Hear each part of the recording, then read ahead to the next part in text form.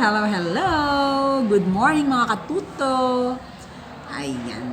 Maraming salamat buto na nako sa mga estudyante ko na inad ako or sinubscribe. Oo. Maraming salamat at marami na tayo. Pag masyadong marami na, pwede na tayong mabigyan ng pabuya. Pabuya ba yun? Bibigyan tayo ni Lolo YT.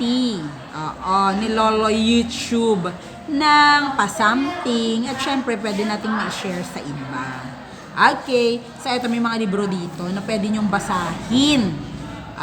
Dun sa mga minsan walang magawa at wala masyadong load sa cellphone, pwede po nating gawin to. Magbasa-basa po tayo. Ito po yon, Gabay. Ito ay 2019, parang 2016 na nga dyan. 2019 Gabay.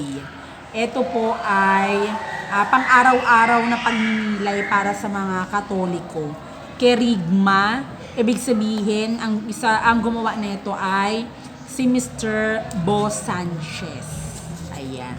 Si Brother Bo Sanchez. O, diba? At ang nakakatuwa dito, ang nag-donate nito ay kakilala ko. Oo, diba ang lit ng mundo? Si Tita Glo Almares. 2018 pa. Ayan o. Nabili niya to noon. So, okay. So, ito yung gabay. And then, meron po tayong pagkain, ang ating pagkain sa pang-araw-araw. Ang ating pang-araw-araw na pagkain. Ayan. From January to December. Minsan ito, hinahati po ito sa dalawa. 6 months. January to June, tapos July to December. Ayan. So, meron pa po dyan. Ayan po, mga sunod-sunod. Yan. Di ba pag nabobore po tayo, naku, lalo na yung mga bata, nabobore ang ginagawa. Naku, nagtitrip-trip na lang. Aba, mga kabataan, ito po ang ating babasahin para talagang ma-inspired tayo. Ha? Ma-inspired kayo. Tapos i-share nyo din sa iba. Ano ito yung mga 150? Ganun. Okay, eto pa. Para mabuhay ang ating mga kaluluwa at katawan, puso at isip. Nagbasa po tayo nito. For the whole year, eto, January to December, Enero, Disyembre, ang ating pagkain sa pang-araw-araw na pagkain. So, yun.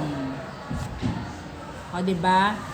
Ito yung sinasabi ko sa inyo na pwedeng ipanregalo ang mga libro. O, diba? Ayan.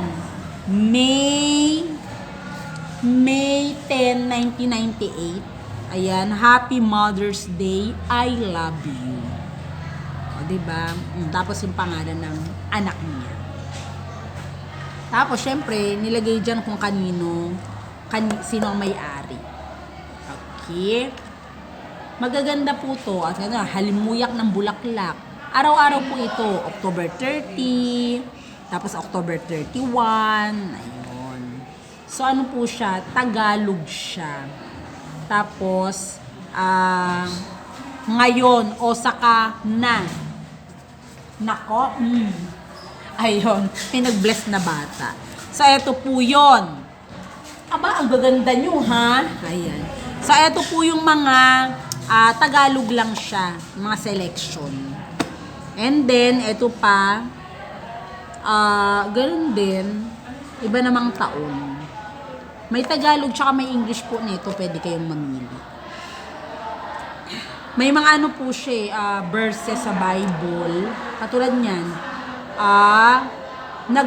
nagpasalamat ka ba? Ayan, nagpasalamat ka ba? Baligtad lang. So, basahin, awit. Tapos, titingnan nyo sa Bible. Okay po? Ang Bible, tapos sa isang hapag. Talagang kayo, matututo po kayo dito. Babasahin ng unti-unti. Tapos, ayan yung salita ng Diyos. Awit, ganyan. Chapter 19, verse 1 to 6. Ayan. Nagpapahayag ng kaluwalhatian ng Diyos ang kalangitan at ang mga gawa ng kanyang kamay ay inihahayag ng kalawakan. Diba? Ngayon, meron dito sa baba, Yan yung mga naka-bold. Maganda yung nakikita ang kaluwalhatian ng Diyos sa kanyang mga nilikha. So, yun po yun. And then, ito pa sa kabila, oh. Nagbubunga. Ano po yun? Sandali lang nagbubunga ng pagkakaisa ang pag-ibig ni Kristo. Ayan, makikita dyan. Okay. So, ito, kasing lalaki lang rin nila. Ayan o, kasing lalaki lang rin. So, ito po ay Bible. New Testament. Bagong tipan. So, yun po. Ano yun po natin? Tagalog lang rin to. So, Tagalog lang rin to. Ayan, ha? Okay, so ano po tayo sa pagbabasa, lalo po tayong matututo. Oo. So, wag pong maliitin yung mga yan kasi the more na marami po tayong nababasa, yan po ang isa sa mga sikreto ng mga malulupit at saka mga successful people, mahilig pong magbasa. Opo. Sa isang taon dapat marami na 20. Hindi lang 20, ang dapat na ba nababasa, parang 50, ganun. Author niya si Brother Bo Sanchez, gumawa ng libro. Marami siyang dala, libro. Oo, bago siya nagsulat. Tapos nagsulat siya habang nagsusulat siya ng mga gawa niya. Ng mga gagawin niyang libro. Ulit-ulit. So, yun po yun. Tingnan niyo po magtiwala na hindi tayo iiwan ng Diyos ni pababayaan man. Diba? Nakaka-inspire. Nakaka-inspired po siya. Lalo na yung mga nawawalan ng pag-asa sa buhay. Ito po ang ating babasahin. No, mga katuto. Tapos, po natin? I-share natin sa iba. Okay. Meron pa nga po yung iba Nako, maboting usapan. O pag mabote, anong ginagawa? Nagiinuman. Tapos yung iba malungkot, pumupunta na lang lagi dun sa mall. Hanggang pagpunta sa mall, pumupunta dun sa mga arcade, hanggang naubos na ang pera, kalalaro. Diba? Di lalo kang malulungkot nun kasi wala ka ng pera. Sa nainipon mo't business, ninegosyo, ipinantaya-taya mo pa. Diba? So, in a way, dito matututunan nyo po yung ibang mga financial challenges, kung anong gagawin, mga relationship, dito po yan. Okay po? So, tayo, merong bago, syempre 2025 next year, ibinibenta mo po yun. Ibinibenta ngayon December, pang 2025 naman. Okay, so bili-bili na lang po kayo nun, ha? Sa National Bookstore meron, at saka sa mga book sale, ganun. Ano yun, te? Ay, wala. A4 lang. A4 lang po ata Okay. Maraming salamat sa dire-diretso pa rin pong nanunood ng aking YouTube channel. And speaking po talaga ng libro, pwede na po kayo manghiram. Opo, manghiram dun sa sinasabi kong nakikita nyo naman dyan sa Block 7.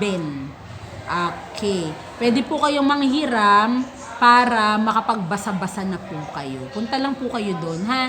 Please comment down below. Ayan, para makapag-umpisa na tayo in a way, spelling bee. Okay, Pinoy Henyo, whatever, dun sa inyong mga lugar. I-PM nyo po ako, okay, dyan sa mga komento, kung ready na po ang lugar niyo. Huwag po kayong mahiya, ha? Kasi mas magandang nag-uumpisa kaysa tayo ay malilate, kaysa naman huling-huli. Okay, so yun po yun, ha? Lang tayo, unti-unti lang, magsisimula sa 1, sa 2, hanggang sa dumami na po kayo. Okay po? Sige, until then, maraming salamat po. And I do hope i-share nyo pa rin po ito, aral-aral lagi, basa-basa lagi, and secure yung dictionary. Lalo na kung ang mga ganito nyo po ay bread of life. Yun. English po ang mga selection, yung mga babasahin. So, dapat may English-Tagalog na dictionary dala-dala. So, yun po yun. Bili po kayo. Dati, 50 pesos lang ang dictionary. Ngayon parang naging 75 to 100 na. Tapos ganito lang rin kaliit. Ganito lang yung kaliit. 'Di ba nagmamahal na? So dapat meron na po kayong naiipon, ha? Okay, sige, until then, bye-bye!